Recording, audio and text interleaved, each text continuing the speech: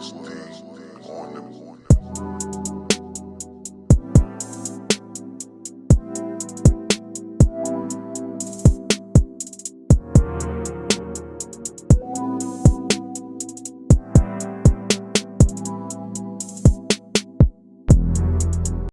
Originally, this episode of Voices of My Brothers, Sisters, and People was meant to focus on the Super Bowl and the upcoming All-Star game.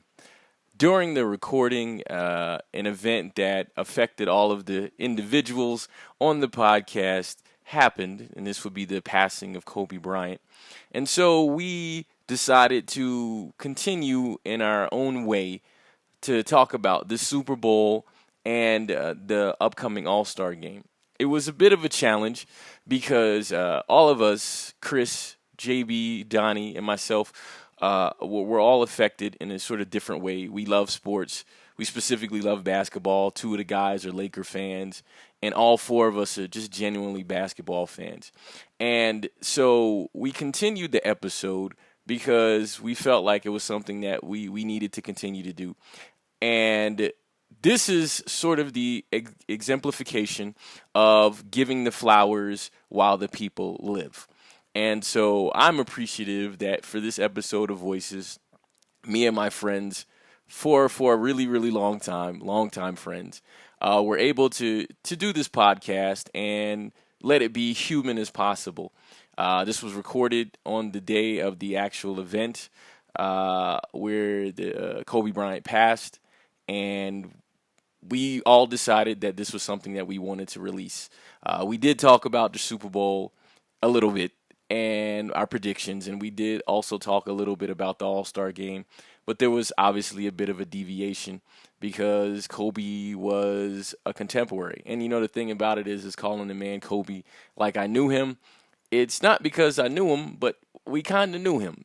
He was a guy that we saw grow up from basically 17, 18 years old until his life ended at age 41. And we saw him go through the things of being a young, cocky player, becoming a champion, and then sort of being humbled by playing on his own, and then getting the dynamic of getting his team back together, getting his old coach back, eating crow a little bit, but showing the humility and the growing pains of being just a young person.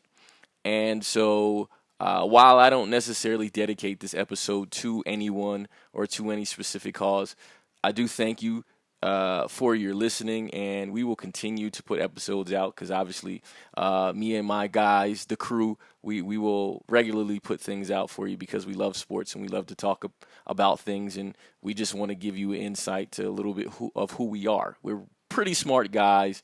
I think we're pretty accomplished guys, and we haven't even touched, you know, the full potential of who we are, similar to Kobe Bryant.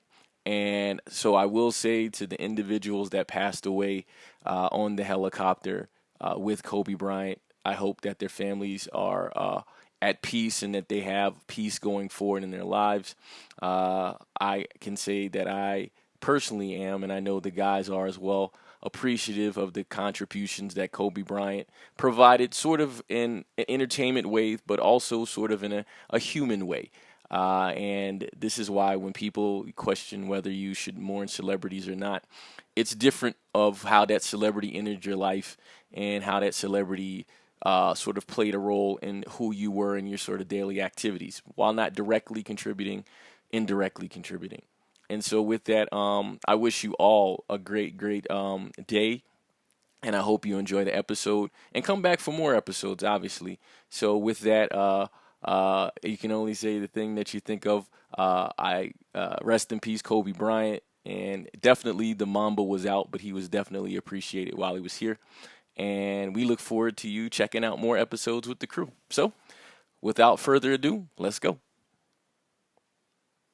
And today on Voices, it's that time of the year where everybody starts to get excited about sports events, specifically the two sports events that lead off the year that are super, super cool on a professional level, the Super Bowl and the NBA All-Star Game. They're so close together that we have decided to do a podcast together for it, because why separate them when we have the juices going for sports? So the crew is contributing today. JB, Donnie, and Chris, I think we'll be on a little bit later. So fellas, thank you for being here. If you'd like to introduce yourselves, I'm going to give you the chance because no one can introduce themselves better than themselves. All right, so which one of us go first? My bad. Oh, my bad. Yeah, I should have said that. But I'm gonna leave this raw just like this. I ain't even changed it. Donnie, I'll let you go first and Jay, you go second. I guess I could have just went with it and introduced myself. So yeah, Donnie, obviously from that flub right there, still working on my podcast game. Didn't show up on time this week, third career appearance. Yeah. Them stats. JB. Yes, sir, JB. Miami Heat, we back, baby. Look for us in the Eastern Conference Finals. We'll be there. Oh, we'll get to that too. Second half of the pod. We will. We're gonna be on that second half. So, gotta talk about the Super Bowl. Before we talk about the Super Bowl, do either one of you guys have a favorite team? We know Chris's is the Atlanta Falcons, so we'll just let that be there. So the 24, what is it, 24-7 or whatever comeback? That's gonna always live as the forever. 28-3, I think the number was 28-3, but I could be wrong. No, that is exactly right. So, as far as favorite teams, what about you fellas? Who are your favorite teams? JB. Yep. I am a Miami Dolphins guy. I recognize we had a tough season. I recognize we've had tough seasons. But we are the only, I repeat, only perfect team to go undefeated regular season and win the Super Bowl in the same season. To be clear. Got to throw that and in there. We're still the only one. I don't care how long ago it was. I don't care that I wasn't alive when it happened. I'm rolling with my guy. I pop a bottle when they pop a bottle. I'm a Miami Dolphins guy. That's it. All right, Donnie. So I'm going to be one of those fans. So I grew up as a Cowboys fan as a kid, but when the Panthers came along and then I moved to Charlotte, I switched to the Panthers. Jumped ship at a perfect time because, Jerry Jones still torturing everybody with terrible decisions. Panthers ain't that good either, but hey, at least they've been to the Super Bowl and probably go to the playoffs in the next 2 years and do something, right? Fair enough. And, interesting enough, I grew up in New York, but I was a Dan Marino fan, so I was kind of a Dolphins fan, but I was never really, really, all the way in. And I was never a Giants or a Jets fan. They were always on TV, but I did root for the Giants when they were in the Super Bowl. So if I had to pick a team right now, I would probably pick I don't know. I don't know who I'd pick. I don't have a favorite NFL team. I'll go with whoever wins the Super Bowl. But I don't know. So, anyways, moving into the actual Super Bowl, this is the NFL's 100th year, and it's the 54th Super Bowl because the merger in 1966 kind of played with the numbers or whatever. So, I'm guessing they'll do 100 years of the merger in 2066. I don't know if I'll be alive for that, but that should be interesting, right? And it's interesting. I think I texted you guys before and said, "Hey, who was in the first Super Bowl?" And it was it was almost the Packers and the Chiefs would have been sort of like the most scripted, sort of well-rounded way to come to your 100 years. And so, sort of asking that specifically, looking at this NFL.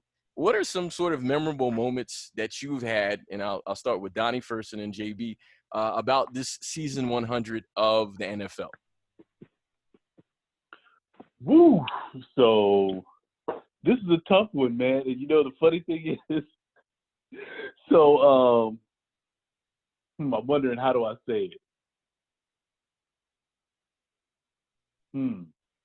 Okay. I'm stalling for time, and I'm thinking of how to say this at the same time, right? So you might get edited out. Man, we can let JB. You want to go and then bounce to JB. Sure. Memorable moments of this 100th season. Yeah. I would say Lamar Jackson and the Ravens' big trust season. I did enjoy that. I had high hopes for Baltimore. All season. all season. I thought they were pretty solid.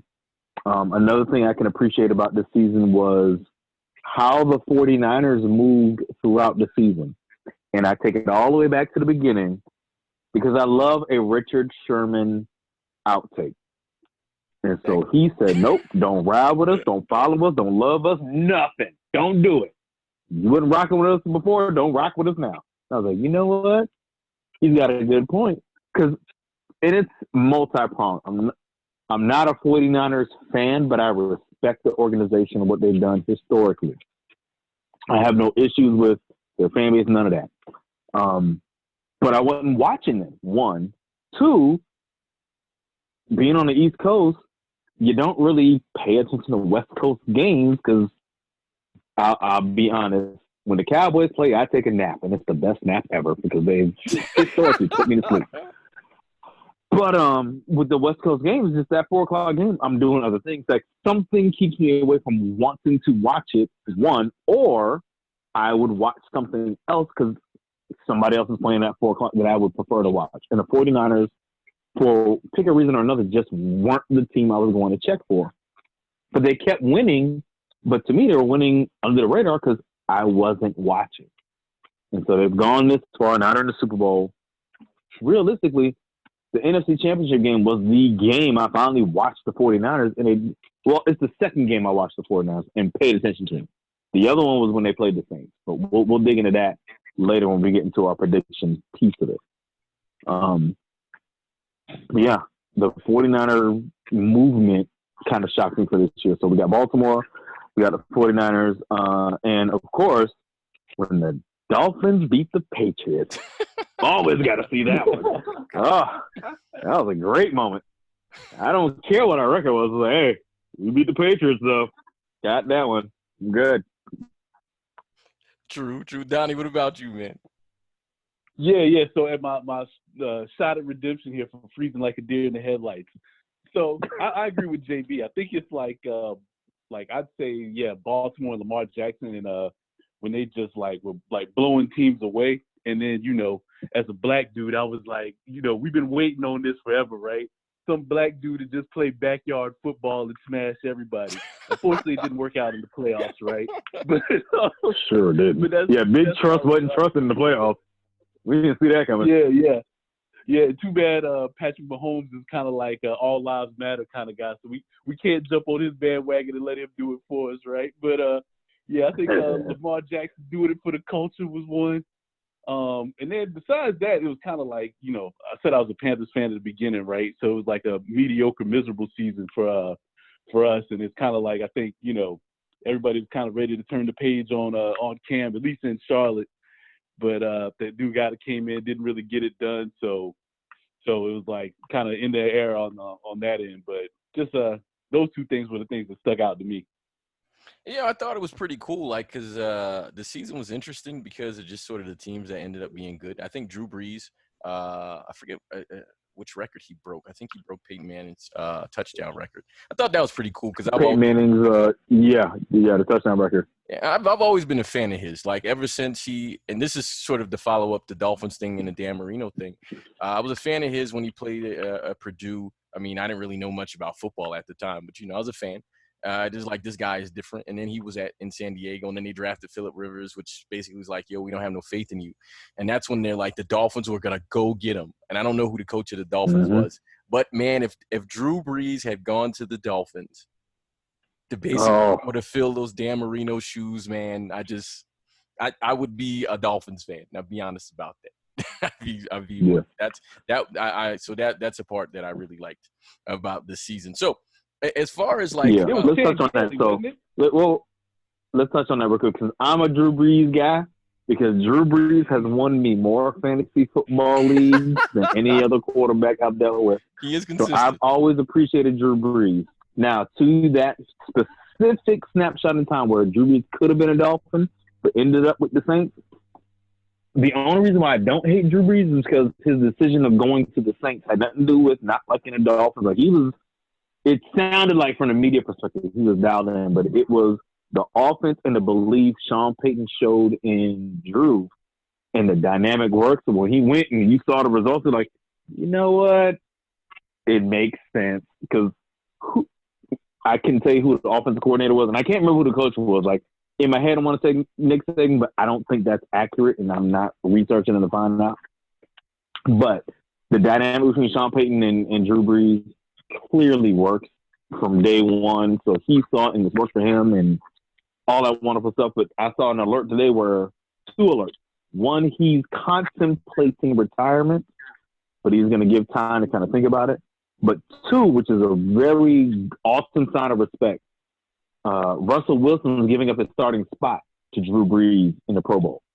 Oh, that's what's up. And so I was like, you know what? Yeah.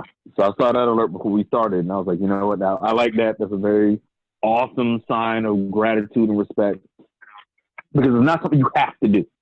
You earn a spot, especially in All-Star games, Pro Bowls. You don't have to do it, but when someone does it, and it's in my personal knowledge, I've only seen it now twice because you got Russell doing it today with Drew Brees, and then years ago you had Vince Carter do it for Michael Jordan.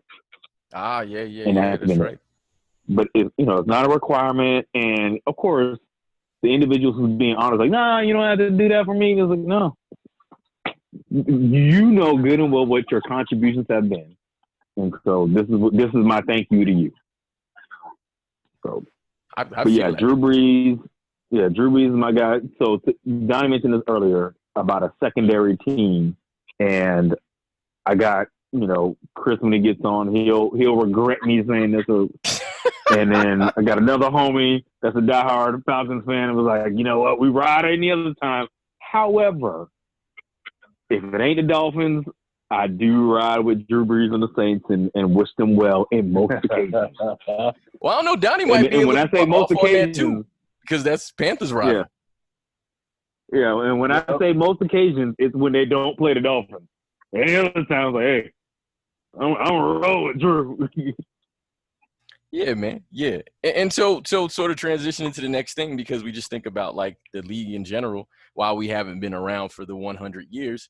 What is your opinion or what do you think the NFL has done well over the 100 years? And what are some things that you think they can or will improve going forward for the next, I guess, century or so? I think, Donnie, you first. Okay. Yeah, so I think like the number one thing to me is like how they just manage the media, right? Like it like there's been some kind of chinks in the armor along the way, right? But like think about like how like the NFL got like ESPN basically to cover them like 12 months a year, 24 hours a day, right? Like it wasn't like that at first, right? Like you just kind of like watch football season, but now like they just make it like so consumable for everybody, right? And I think that's part of like fantasy football, like gambling, where all that stuff's going, like the internet, like they really like latched onto that and just used it to like take the exposure of the league to like the next level, right? And I think going forward though, I'm interested to see if that continues to be the case because I don't like have any statistics on this, but if I remember right, in the ratings for the NFL, like this year versus like previous years, is like way down, right? They said they have recovered some from the original sort of events that caused the ratings to go down, but I think they are still pretty low. Yeah. So it's kind of like it's weird. It's getting to that point where like it's kind of like you remember how baseball like was like America's pastime, right? Like it was like that was like the mainstream American sport, and then it's kind of like started to erode. There's like different things changed about it. So I think that's a challenge they're gonna face going forward too. Plus they got this.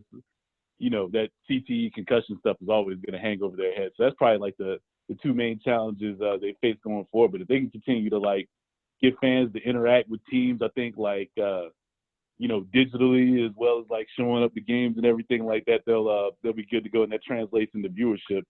They'll be good to go. Word, JB. Mm-hmm. All right. So what has the NFL done well? I like how they have rebranded and really, really focused on the NFL draft. So the spectacle that'll happen this year with Vegas is very interesting, but they've been doing something different and fan impactful even before then. So Nashville's draft was pretty hype. I think Chicago was one because they brought the fans and they went to where the fans are. no, we're not going to go to like, the high exclusive conference center and blah, blah place in XYZ city. No, they went to like the popular spot in your respective city and took over the area. Like I think in Nashville, they went to, the hot street and everybody just filled the yard, the street. And they put the stage in the middle of it. Chicago was one of those things where we didn't go to the conference center where it's all exclusive. They went where the fans are. And with Vegas, they're going to the casino on the fountain, which is beyond extreme, but they're going where the fans are. So I like how they branded the draft to make it as big a spectacle as the game itself, because it's so far removed. So Super Bowl happens in February, then there's virtually nothing NFL related until the draft. Yeah, free agency pops up, but something to get fans engaged isn't until the draft again. So I like what they continue to do and rebrand with that. Okay, so the things that I don't like about the NFL, and this one's pretty glaring for me, is the Rooney Rule is not as important as it once was. So having that African American or coach of color being interviewed and actually getting opportunities, in the beginning it sounded great and we saw the impact initially, but in today's NFL in its 100th season, we don't see that a whole lot anymore. I believe the number was 3 active coaches that are of African American descent or of color, maybe 3 or 4. You got Ron Rivera, who's back in Washington now. You got Flores in Miami. You got the brother out in San Diego, and then Tomlin, which is upsetting, and Tomlin, and that's it. But then the league is 70% African American as far as players go. right? But I didn't hear a whole lot of names getting dropped for hires outside of Marvin Lewis. But then you got the position coach for New England getting a head coaching job. And you get college coaches getting interest or getting opportunities for head coaching jobs after their head coaching careers in college. But then a person like Eric Bieniemy is taking his team and his role to the Super Bowl, but didn't even get an interview. So those are things that is the glaring thing for me that could be improved upon. If we're talking diversity and inclusion, it's got to be all the way around within the NFL. And when I say diversity and inclusion, right now I'm talking, coaches of color, but that can include women too, because they aren't allowed to play the game, but they have an eye for it as well if the opportunity presents itself for them to do it, because the NBA is doing a great job at it. There is a woman that's coaching in the NFL, and I forget the capacity, I forget her name, and I apologize for that. But it's a start, but it could go further. And so that's my piece on the NFL. All right, cool. Looks like Chris just jumped in here. Chris, welcome in, man. Glad to have you. The full crew in effect. What's good, man? We talking a little bit of NFL. Yep. What's the question? What has the NFL done well in its 100 years, since this is the 100 years of the NFL, and what can it improve on? But before we start that, it looks like, obviously I pre-record most of these, but it looks like there's some, breaking news that is not really good breaking news for today that kind of affects the second half. It looks like Kobe Bryant died in a helicopter crash. I guess we'll sort of be scouring the internet to Google to see if this is correct. I don't really know how to sort of verbalize, the idea of the whole thing. It's a very somber, interesting event that is here. So I guess we take a pause on the NFL to discuss if this is real, the effects that they have, and I guess we'll meander our ways maybe back to the Super Bowl and the All-Star game, but we'll just let it be what it is. So, fellas, you got any input on these? First off, I was gonna say prayers go out to his family, man. That's the first thing I think about and stuff like that. 'Cause man, he Heck, man, like you were saying, he was our age. He was a young man, and I imagine still had a lot of aspirations and things, man. Could have done anything, man, with power and prestige he has. That's just the first thing I think about, man. I'm in shock because it still ain't hit me yet, to be honest. I've left a little of my normal decorum off, so I won't tell who should go next. But Donnie and JB, what do you got? Yeah, man. Chris had a great point too about just praying for his family, man. And I think, just saying what Kobe meant, like personally to me, right? Like I remember, because we're like close to the same age. I think I might even he's either a year older than me or I'm a year older than him. I can't remember, but I remember watching him on Inside Stuff when he was like a high schooler, and the Lakers are my favorite team. Like he went to the Lakers, and you just I kind of you have people in your life that you kind of mark what's going on in your life by what's going on with them, right? So you go through his whole pro career. I'm following that closely, and just him getting to this point in his life and just being able to see those clips of him and his daughter, and seeing him on Twitter talking about he's passing Mamba mentality onto his kids. I got kids, it's just gut wrenching and heartbreaking because it's just somebody I was it's kind of silly to be connected to this much to celebrities and athletes, but this is just somebody that meant a lot to me personally for everything he did and achieved, right? God, man. Jay, what you got, man? Yeah, man, this is tough. Definitely prayers for the family, but yeah, it's one of those things I don't believe it. Even still, even seeing the reports and everything else, I'm like, maybe he wasn't there December 3rd, but it's definitely a tough pill to swallow, especially in the snapshot of time, because it's one of those things I just saw a tweet from him yesterday. I just watched the video that he talked about his career a couple of days ago, even though the video was recorded, a couple months ago. It's too close to home. From a standpoint of you, like all of us, you feel very connected to certain players as they played in their career, and Kobe is one of them. And there's many others, but it's you've seen, for us, we've seen literally everything from NBA start to finish for his career, and you gravitated towards him, or you were the enemy of Kobe because you like this person better, but you watch because you can't be an enemy of somebody and not notice what they're doing. So, but yeah, this is a very surreal moment. Yeah, just haven't really had a chance to kind of digest it all just yet. And what makes it seem not real in a sense is that because normally I don't sort of timestamp when I do a recording, but just yesterday, LeBron James passed Kobe Bryant in career points, and Kobe was really humble about it. And we've seen an evolution of Kobe where he was the cocky guy, and then he was the disgruntled guy, and then he became the charged guy, and then he evolved, and you saw him evolve. And as he evolved, it kind of equaled the lives of his contemporaries, as far as not being contemporaries on a celebrity status, but just sort of generationally. And so to see the things that he's been creating, I mean, he won an Oscar. He was coaching a girls basketball team. You see, he was starting to kind of push towards women and being in basketball and sort of that equality thing, obviously, because he has all daughters.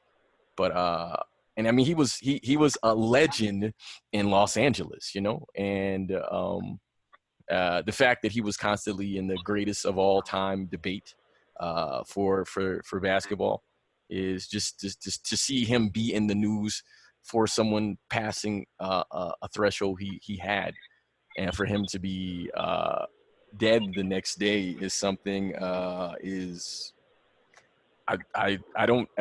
I think, like Donnie said, Chris said it too. It's just again, I'll say the same thing to mimic you all.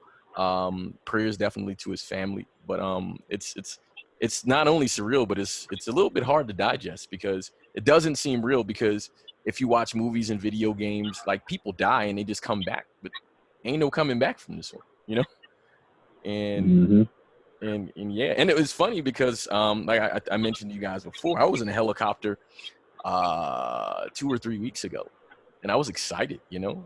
And I mean, I didn't necessarily feel any nerves when I got in the helicopter, but being up there and then now sort of knowing the experience and knowing there's not really a turning back in a helicopter. So if something happens to it, it's kind of it, and it's different than other vehicles of transportation. So I think what it does when people that are your generational contemporaries pass is it makes you realize more and more your mortality, which is why I'll definitely say this first thing pops in my head.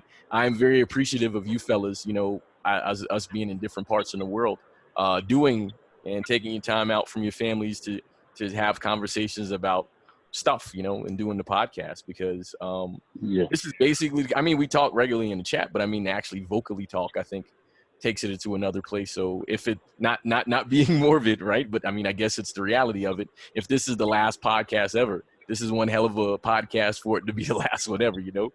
And so I couldn't pick a better one. So it's surreal because of the whole damn thing that is there. And so, I mean, I guess, do you have anything else to follow up? Because, I mean, I think at this point it's sort of organizing self and sort of determining what direction we will take the rest of this episode. Yeah, I think, man, you know, you kind of brought it up too. It's nuts, like to think about like all the stuff Kobe did in his life, and then you still like, damn, this dude like is like lost potential. You know what I'm saying? Right, man. Like he could have done so much more, man. This is tragic. Hey, you guys, anybody got anything else? Because I got some proposals. I'm gonna pop out there, and then we kind of go. Yeah, post NBA life, Kobe. There's so much more that you can see on the horizon. Like he did the ESPN, I believe, the details where he got into the smallest of details for any random NBA play. Like it would happen on Tuesday, by Friday he was dissecting the play. That was big. The impact he was having on in his coaching of the young girls when they go to college. What's the level of impact that'll bring to say, hey, they were coached by Kobe, but they go to college and start dicing it up? How that, you know, project his coaching half of his career, if that was the path he chose to do. But yeah, the content he was putting out, like, I don't know another NBA player with an Oscar. So what else could he have done with his post-NBA career that could have transcended so many different things? Because think about it. Jordan has a movie with Space Jam. LeBron's coming with a movie with Space Jam. Kobe didn't have a movie with him in it. He has this documentary. Well, I guess he says a movie with him in it. So he has the animated series that came out. But there's so many other things you felt was on the horizon. And I was like, man, what if? And that's where we're at now. What if? Yeah, I think he was going to be a bit, as far as a human, he was a Renaissance man, spoke like 5-6 different languages. He obviously was creative. And so he was sort of like in the not crazy Kanye sense, a genius in that sense, because I do give Kanye credit for his creativity. And I actually think that Kobe planned out his second part or his second life, where I think he wanted to be better than what he was in the first part. And I think he was headed in that direction. And all we have now is basketball from him. And he was way more than basketball, especially I'm sure his family and friends will come out and say that. Yeah. Wow. Okay. All right. So a couple proposals, and then you guys can chime in. Let me know how you want to go. Obviously, the Super Bowl is there, and that was the goal of this podcast. So, but I think obviously real life events happening can alter things. So we can press on, and I'm just gonna probably cut some questions out from the Super Bowl. And then I do want to actually, I mean, the second part was the focus on the All-Star game.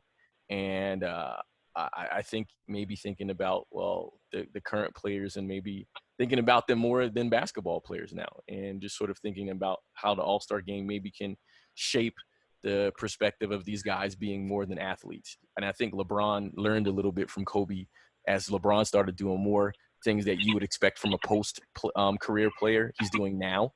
And so I think that was inspired. I think maybe not inspired, but I think watching Kobe do what he's been doing kind of help people see that. So my proposal is to kind of get the predictions in for the Super Bowl, and then we'll shift gears and go to the All-Star game. How about that? Cool. It sounds good to me. Chris? I ain't hear Chris. So I want to make sure I got consensus. But now I'm saying it sounds good to me. Oh, okay, cool. So, all right. So, for the Super Bowl is next Sunday, and this episode will come out a couple days on the Wednesday before. And Kansas City is favored by 1.5 against the 49ers. I mean, you can go into depth as far as what do you think as far as the teams, but who do you think will win, and who do you think will win the MVP? And Chris, since you're the new voice, I'll let you go first, followed by JB and then Don. Actually, man, I'm in the Mexican restaurant picking up something, so y'all rotate me back in. All right, well, you go last. All right, well, hey, run me some queso with jalapenos and some chips, dog. All right, so JB, then Donnie, then Chris. Okay. So,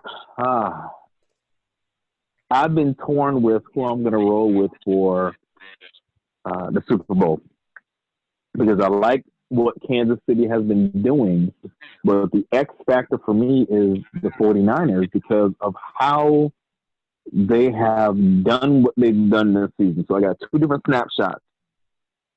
I have most recently where they won the game whole, clearing somebody to get the Super Bowl, where the quarterback throws 8 pass attempts, but the running back runs all over Green Bay. But then I flashback earlier in the season where they get into a straight-up shootout against the Saints and win. And it's like, okay, which team shows up? And that's just the offensive side. We haven't been talking about what they do on defense and who's the standout people, because the big names come up, but we know when it comes to football, it could be anybody at any given moment, and there's usually someone else that does something that triggers the highlight play. So interception, yeah, it could be the defensive back by themselves, or it could be the D lineman or D tackle that comes through and rushes the pass that triggers it. So with the 49ers, there's so many X factors / unexpected things that they do and have done all season that has me leaning towards them. Another item that has me leaning towards them is who on their team has Super Bowl experience. And just off the top of my head, with the Chiefs, yeah, Andy Reid's been there before, and I'm sure there's other players who have been there, but I believe Terrell Suggs is on the team right now, if I'm correct with that, but I'll have to double check. But he has Super Bowl experience. But what I do know is that Emmanuel Sanders is on the 49ers, and he has Super Bowl experience. And he's very active in their offense.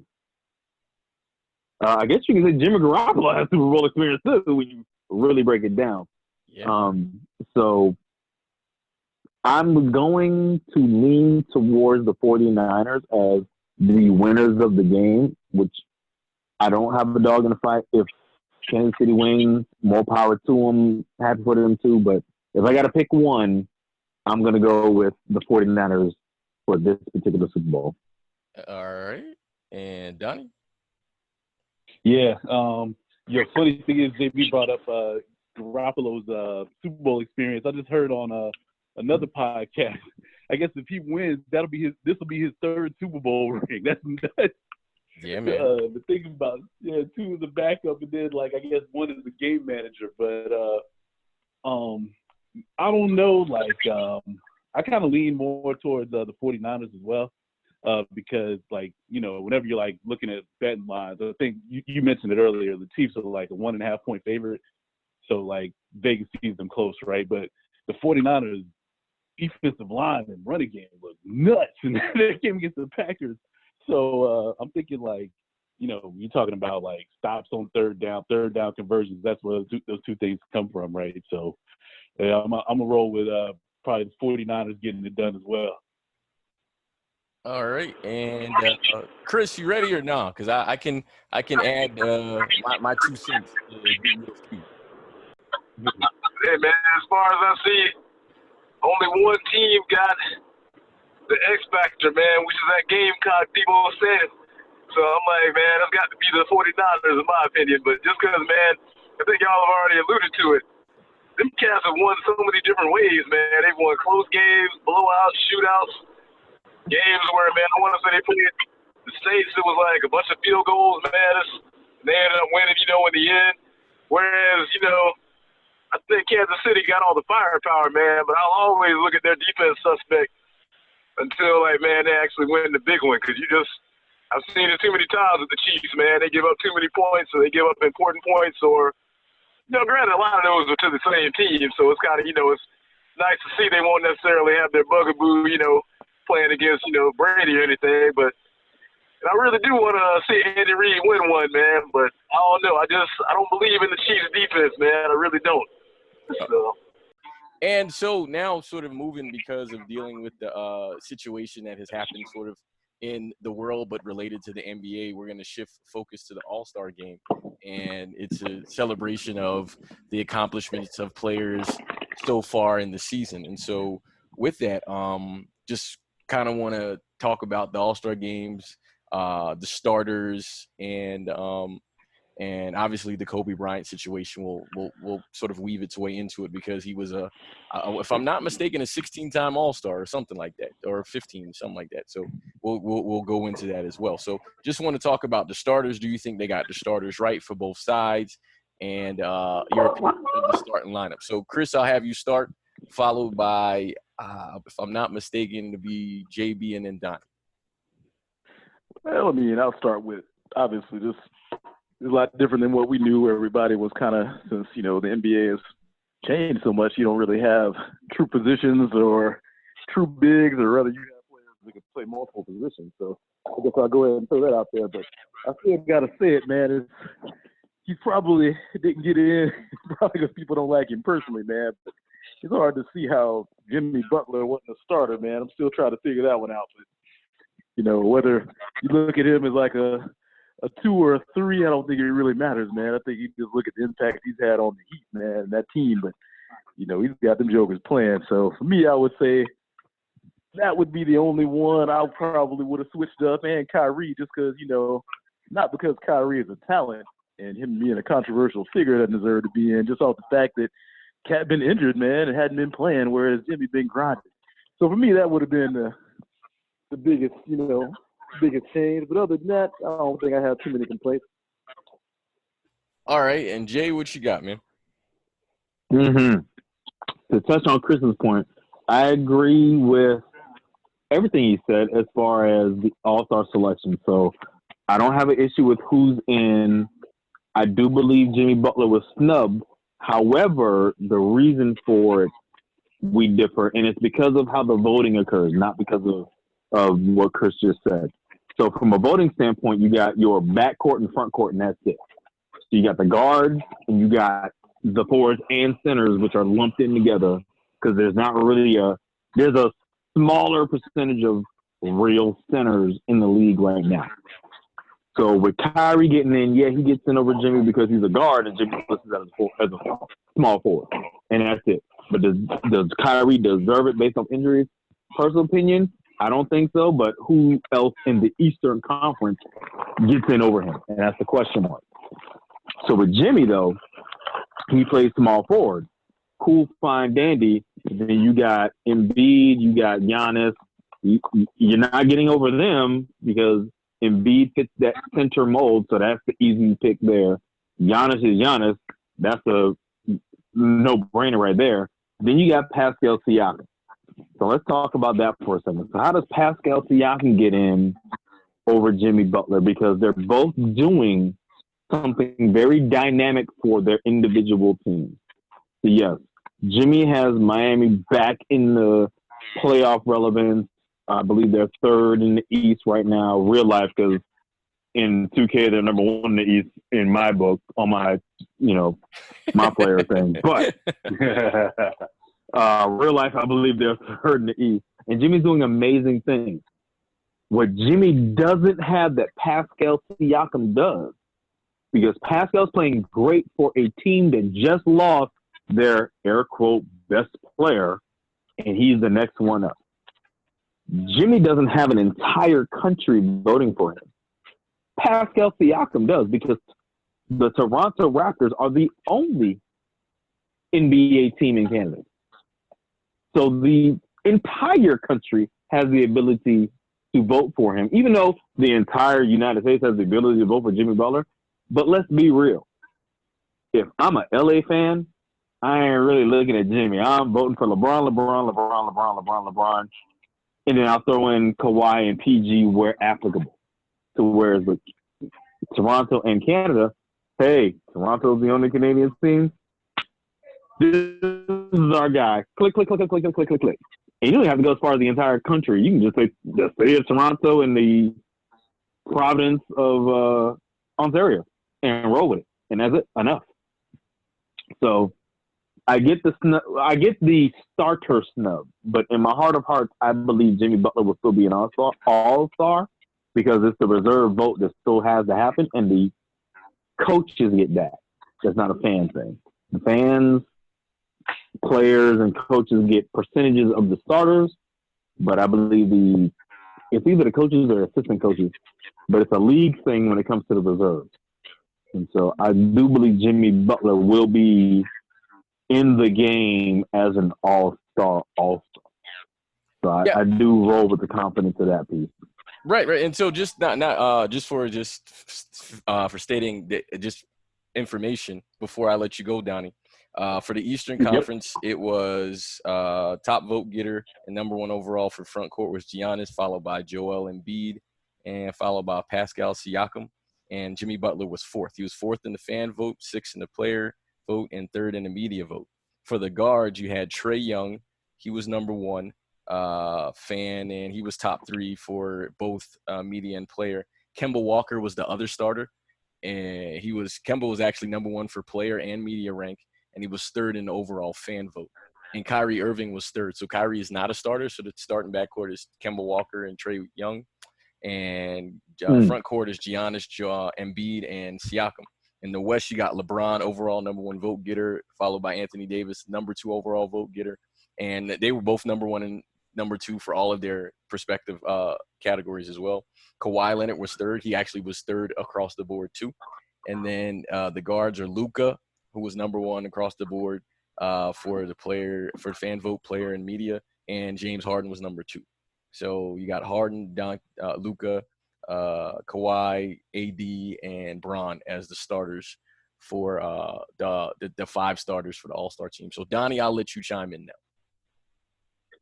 Yeah, so I'm going to start things off by throwing my tinfoil hat on Jimmy Butler, man. That was some NBA Mafia moves because didn't he, 2 years ago, he got picked up, to be a reserve because somebody dropped out. And then he was basically like, hey, y'all ain't picked me. I don't feel like playing, right? Y'all remember that? I don't, but I do believe that is something that could happen. It sounds like Jimmy. Yeah. So that happened when he was in Chicago, for reference, I had to, send y'all the link. So I think, after he did that, they were like, hey, man, you made a mockery out of the All-Star game. Screw you, right? So that's, number one. And then number two, and I don't know if everybody else feels like this, but man, Trae Young, that's kind of a joke to me. I mean, I know he's got nice numbers, right? But, he's the king of garbage time numbers, and the Hawks are trash, right? They like 10 and 35 or something like that, right? Yeah, they won 11 games. They won 11 games. Yeah, we can debate Trae Young, but let's keep going. Actually, I think they sit at 9 and 34. Yeah. So you talk. I'll look it up. Okay. So that's a classic case of one of these things don't belong, right? Because I think everybody else who's all-star starter, the team has a winning record. You know what I mean? I know stats are more important than the NBA and the highlights and all that, but yeah, I just don't see it because the thing I do and I we talked about it in the chat and everything. I think his vote numbers a little bit Ben Simmons should have started at point guard. I don't get that. If it was up to me, the top five, in totally subjective Donnie way of looking at it, I'd say Embiid, Siakam, Giannis, Jimmy Butler, and then Ben Simmons are probably like the 5 most deserving guys in my opinion. So yeah, I think Trey shouldn't have been in there, and Kemba, I mean, yeah, he's having a nice season, but you know, I don't think he's having a better season or means more to his team than Simmons does. So that's my take on it. Another required thing, to have like, one player from every team, or no? oh, No, my bad. they got rid of that rule. It used to be, but they got rid of that rule. Oh, gotcha. Yeah. And I think Lob it back my way, dog. Lob it back my way. So we're talking. Go ahead. Okay. Oh, my bad. Yeah. We're talking. So the last thing I was going to say, like, and you know what else is super interesting about this, that Trey Young thing, right? Because, like, you know, the Supermax, right? So if he's made the All-Star team this year, if he makes it next year, then he's, like, eligible for, like, $40 million or something like that, right? Yes, sir. So that's the indication for the Hawks because they're going to have to way overpay him. But, yeah, that was it. I'll kick it back to JB. I know he's ready. Oh, I'm ready. Go for it. Go for So it. you brought up Kemba. You brought up Trey Young. So Kemba and the other person was Ben Simmons. Yep. So Kemba Walker and the Boston Celtics are 30-14 right now, 4th in the East. Trey Young and the Atlanta Hawks are 11-35 and last in the East. Ben Simmons and the Philadelphia 76ers are 6th at 30-17. So your argument was Ben Simmons should get in definitely over Trey Young, but there's an argument for Kemba Walker, right? Yeah, I agree. Even though Boston is 4th in the East in the snapshot of right now, and Philly is 6th, and Atlanta's last in the East. So I'm going to click over the stats, and the stat listed as top 5, and it has offensive leader. Number 3, and they only show 5. Number 3 is offensive leaders by points is Trey Young with 29.1. 29.1 points a game.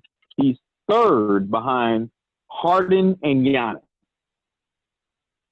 Go to assists. Trey Young averages Like 8.8 right? Yeah. at 4th. 8.8 at 4th. Overall, it's not East versus overall. He's 4th in the league. Ben Simmons is behind him at 8.4, and Ben Simmons is 5th, ranked 5th. 3-pointers in the top 5, neither are listed. Defensive leaders and rebounds, top 5, neither are listed. Blocks, neither are listed. Steals, Ben Simmons is number 1 at 2.2, and Young's not listed. However, my argument for Trey Young being a starter is he right now is the guy on the Atlanta Hawks. The guy. Giannis clearly is the guy for the Bucks. James Harden is clearly the guy for Houston. And I'm going to list the other 2 individuals who are point-wise listed behind Trey Young as the points leader in the league. It's Luka Doncic for Dallas and Damian Lillard with Portland. We can't argue about, out of the 5 listed as the top points getters, 4 of them we can clearly, oh yeah, he's definitely an all-star. Yeah, that person's definitely an all-star. From a Luka and a Damian Lillard piece. And Damian Lillard didn't get a starting vote, but we can collectively agree if someone says is Damian Lillard all-star, yeah, he is. Damian's 5 in this list. Luka's 4, so why not Trey Young? Well, and you know, Everybody else is. I'll throw some other stats out. The Ben Simmons thing. Bars, so man, he need to give up his rap career. Well, no, I'm gonna throw this Ben Simmons thing out here too. I know, and while I agree, I think Ben Simmons probably should get a look, but I'll just give you the voting on it. And so it's pretty, subjective, but it's also an overall look. So Ben Simmons came in 7th overall in guards, where he was 8th place in the fan vote. He was 4th place in the player vote. and he was third place in the media vote. And so there's three different sort of analytical areas where you look at that. Whereas Damian Lillard, you bringing up him, Damian Lillard was third in the West. So we know Dame will be a player on the team, but he was third in the fans, third in the player rank, and third in the media. Like the West was a lot easier. It was a little more cut and dry to pick the players. Whereas Trey, it is I think it is a knock against him because he's on a losing team. But then the knock is if he's on a losing team, well, that means that other guys on losing teams should also be doing this. There should be one guy on a losing team that should be hooping like this. If that's the case, if there's just like garbage and no one else is actually hooping like this. So those 11 wins are probably his wins. You know what I mean? And so I think, the other thing is I think Trey is so connected to Luka. And because he's so connected to him, I think that also gave him momentum to go into the All-Star game as well. And I think even though I don't see them doing it, I think Trey is going to leave Atlanta because I just don't see their front office being that good where he'll be on the open market, I guess, in year 5. I'm on a different perspective. So I don't know if y'all knew this, but I'm like a 17th unofficial roster member of the Atlanta Hawks. I'll send you all the pictures in the group chat. Yep. But I truly believe that Lloyd Pierce, the ownership, the GM, they are dialed into mimicking what we already witnessed in Philly. And they have the blueprint to make it happen. So Lloyd Pierce was on the Philly coaching staff when they began the process. And the process was drafting Embiid, drafting Ben Simmons, and building from the draft and just going through the growing pains until everything clicked. And the result is what we see today. And so Atlanta is doing, when you kind of look at it, they're doing the same thing. So me being this dialed into the team, I see the blueprint. So they get Trae Young, they get also Kevin Huerter, which if you don't watch the Hawks and follow the Hawks, Kevin Huerter is a shooter, and he's a lethal one. They get Omar Spellman, but they've since let him go, and he's now with Golden State. They draft Cam Reddish. They also draft John Collins, who ended up being suspended the first few games of the season for stuff, but now he's back. But the dynamic between Trey and John Collins was already a nice thing to look at early on, and you got Huerter there too. So they're building from it. It's just right now in the snapshot, Trae Young is the standout guy because he's the closest image to Steph Curry the league has seen since Steph Curry started cooking in the pot. If you get what I'm saying. Totally. He's the next closest thing to it. But Huter's a shooter. Cam Reddish, it's the rookie season. It's going to take time. DeAndre Hunter is going to take time because, in my opinion, DeAndre Hunter's switching positions and people aren't embracing that because I couldn't really piece him as a small forward when he played on that Virginia team that won a national championship. He was more of the power forward-ish back to the basket guy, but NBA-wise, he's a small forward because of his height, his size. So you still got to learn that when you play, a different way early on. But it's going to come to his own. But he's another X factor that's going to come into play. So by Trae Young, this is year 2. So year 4 or 5, if everything stays together, and I'm including the GM and the coaching staff, Atlanta's going to be the next team to talk about because there's not a whole lot of people you got to beat in the East to jump into that 8, 7, 6 playoff spot. Yeah, we're going to talk about top 3, top 4 because everything else can interchange. Yeah, they're not that far Here's off. my thing with Trae Young, and I don't know enough of this because I don't really watch them a lot. But is he like one of those guys that he scores a lot because he's a volume shooter? He's always jacking up shots, or is he actually making most of them? I really don't know. Both. He is a volume shooter, but he's making them too. Yeah. So the highlights you only see him shooting from the logo or darn near close to it.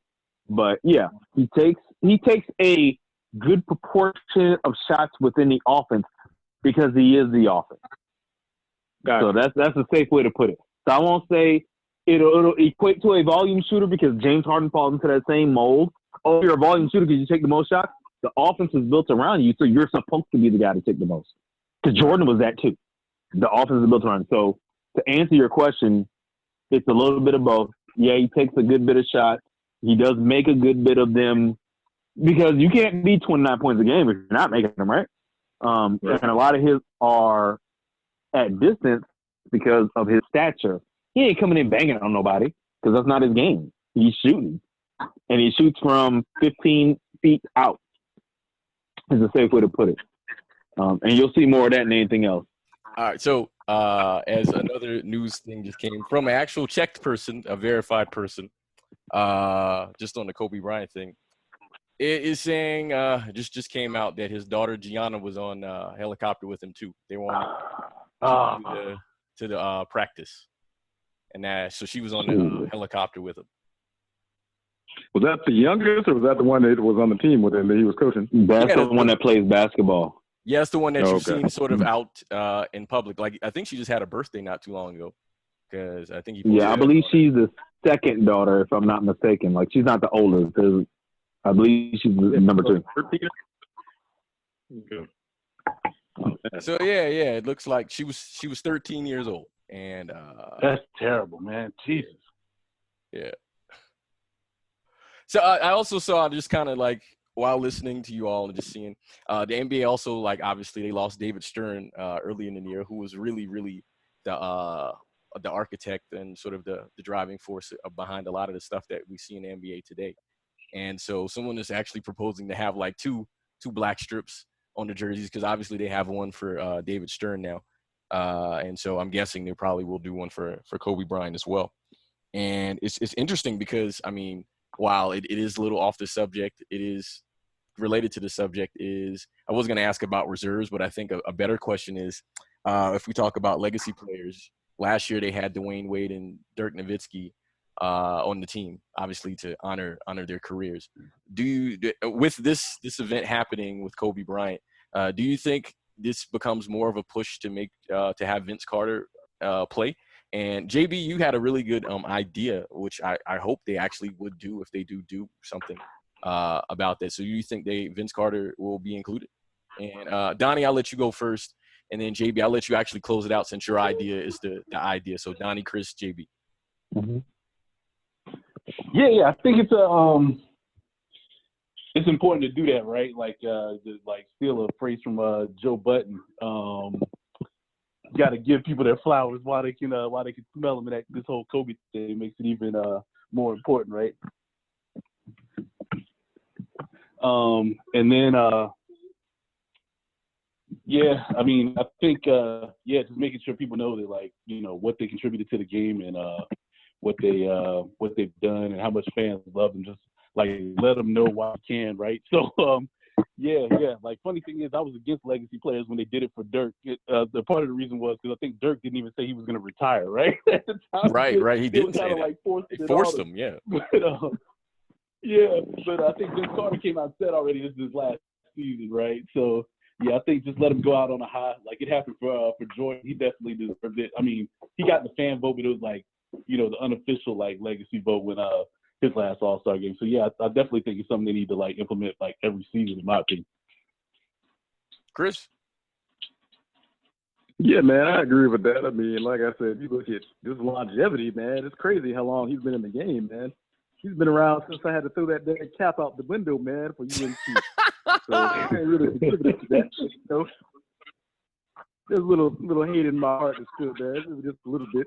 But, you know, yeah, man. I mean, I'm thinking about just the fact when I think about dudes our age still performing at that level. And, you know, man, to be doing what he's doing, man, you got to honor that.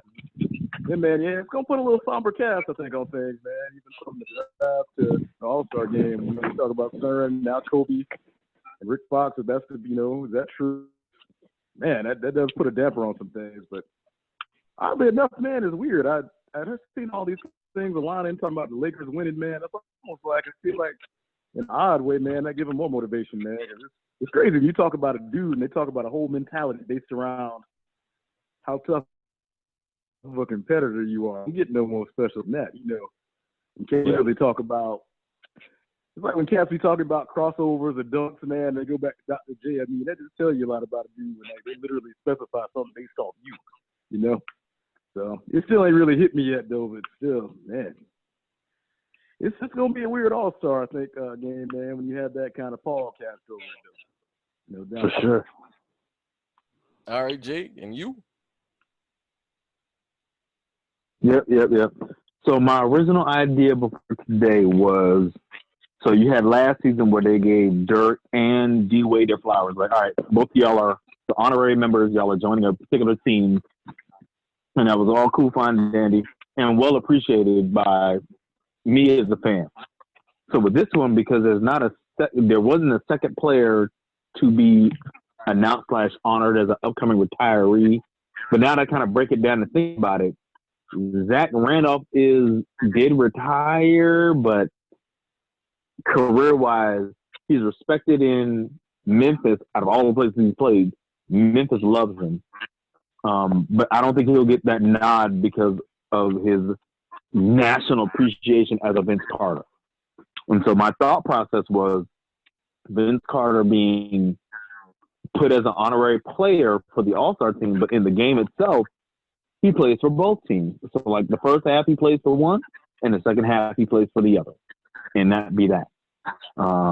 Taking today's circumstances that we were coming across, I'll leave it just for Kobe because that's the only name we know that's confirmed. Because as we're talking, I'm getting conflicting stories and additional stories of any and everybody else, but the constant has been Kobe. That he get put on the other roster as the honorary person, and this is a thought I just thought of, everybody in the All-Star game, not necessarily, all the other challenges, everything else, but everybody in the All-Star game wears 24 or 8. Or one team wears 24 and the other team wears 8, and that's what we do for this particular All-Star. Yeah. That's an interesting idea. Yeah, man. It's just the whole situation is very interesting. I like the Vince Carter idea. I actually hope they do something like that.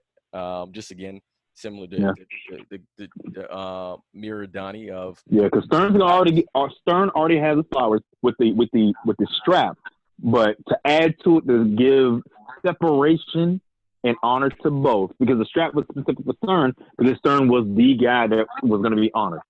So I say you keep the black strap and add Stern's name to it. But then, whichever team wears one color, everybody wears 24. Whatever team wears the other color, everybody on the team wears 8. And you can honor both in the process. It's a good idea. You said Zach Randolph is retiring too? Oh, he retired before the season started. So it was like all season wise. So he's not played this season. So it's a little different as far as, so that was just the idea that got thrown up. But Vince is playing right now, which matches what Dirk and Dwayne did. They played that last season, to whereas with Zach, he didn't get the opportunity because he didn't get signed to a team. So all right, I'm calling it a career, but so that's the separation as far as what's going on. Cool. So the only weird thing about him, man, he got that legacy where he was the off the court personality, man. It was a little crazy. You start getting back to the Jailblazer days with the fact, and that dude, man, he told the team he had like attend a funeral and was seen at the strip club, man. Like he's had some iffy stuff, man. Yeah, but what I've heard and what I've seen on his Memphis, in the snapshot of just what he's done in Memphis, Zach Randolph. Memphis loves him. Like there's, behind the scenes / not in the media stuff that he did in the community that are leaps and bounds more impactful than what you and I know from his Trailblazer days. Like he's that dude in Memphis. Like I'm talking that dude. And when he played there, like they beat a very good Spurs team in the playoffs.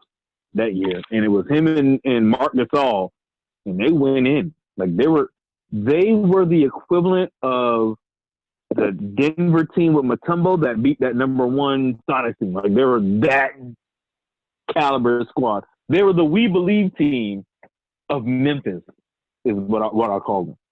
Oh yeah, so, no doubt there's talent on the floor now. No doubt now.